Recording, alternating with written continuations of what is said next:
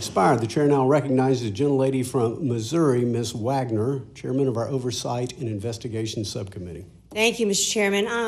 Director Watt, I have some very important policy and oversight and investigation questions in my capacity as chairman that I have to ask, but I would be remiss if I didn't start by saying that earlier today, Ms. Grimes testified that you would not submit to the internal investigation because you believed that you could not be disciplined.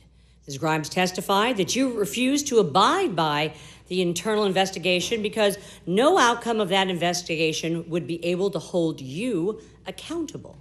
Additionally, the Fifth Circuit ruled that your office and your agency are unconstitutional because of your isolation from oversight. I have a very simple question. Director Watt, who do you report to? Is there anyone who you believe has oversight of your actions? I report to the President of the United States, and I can be removed if he finds that I have done something improper for cause. And that's the problem we have here. But even if my agency were organized in a different way, that would still be the case. Suppose I had a 3-person commission. You do not, I reclaim my time. You do not hold yourself to the same standard that you hold your employees to. I do, yes. Well, but you refuse to participate in any investigation and do not believe that anyone has oversight. You cannot be disciplined for any of the allegations. You cannot possibly even participate in that investigation. Ms. Wagner, I'm fully participating in these investigations. I wish I didn't have to, but I am. No, I don't think you are, sir. You were asked if you admitted you could voluntarily participate, but you are not participating in the sexual harassment proceedings, and you have held yourself to a different standard. I'm going to move on. Director Watt, in the 2018 IG report concerning FHFA's Housing Finance Examiner Program, the IG states that not only has the new training program not produced new examiners, but the entire program has now been suspended after receiving an anonymous online tip about the quality of the training. The anonymous tip talked about the lack of professionalism with training, et cetera, et cetera. The IG reports that after this anonymous tip, FHFA suspended the training program. Director Watt, FHFA spent $7.7 million of the taxpayers' money on a crucial training program, which apparently lacks professionalism, among other things, but more importantly, cannot complete its mission to train even one more commissioned examiner.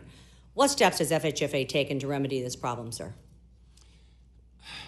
We are constantly engaging in efforts to upgrade our examiner capability. How many years will it take, Director Watt? It's been over 7. And you don't have one new examiner, and you've said $7.7 million. Let me give you a little history, if you don't mind. Well, I don't have much time, and I've got a lot of ground to cover, sir. This agency, FHFA, was a brand new agency stood up as a combination of prior agencies. We inherited all of the examination staff from those prior agencies. Have you added any new examiners? Are you, in fact, one less down? Yes, we have. All right. I'm going to let you submit the rest of this in writing. I'm going to move on. FHFA, I'll move on. Mr. Mayopoulos, let me revisit some questions I had for the Inspector General. Did Fannie Mae, and these are yes and no's very quickly, did Fannie Mae recommend to FHFA in 2017 that Fannie Mae consolidate and relocate its Northern Virginia offices to a new office built to Fannie Mae specifications? Yes or no? Use the microphone, please. Yes or no? With respect, Congresswoman, I don't think I can answer it yes or no, but we did make a recommendation to consolidate our offices. Yes. Is it true that the primary reason Fannie Mae wanted to move to these new offices was because moving to these new offices would enable Fannie Mae personnel to work in a, quote, open workspace environment? Yes or no? That was one factor, but it was not the primary factor.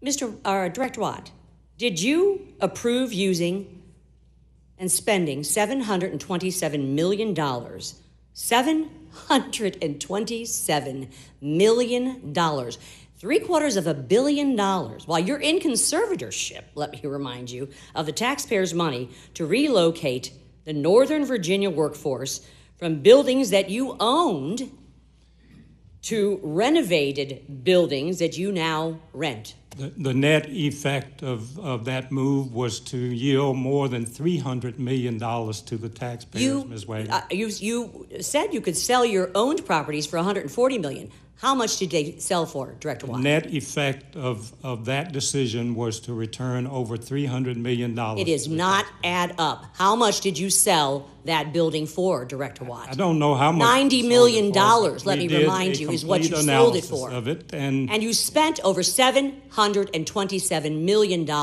of the taxpayers' money moving to a rented building. yes, ma'am. On top of that's the money. absolutely consistent with what we've been trying to do. Director Watt, wow. Downsize Fannie Mae, reduce the number of employees they have. Your put them in statutory space, reclaiming let them my out of these time, your luxurious statutory buildings. responsibility, sir, is to preserve up. and conserve the assets and property of Time. Fannie Mae. And Time. I would say that you have delinquished Time of your the statutory gentlelady. responsibility. I yield back. Time of the gentlelady has expired. The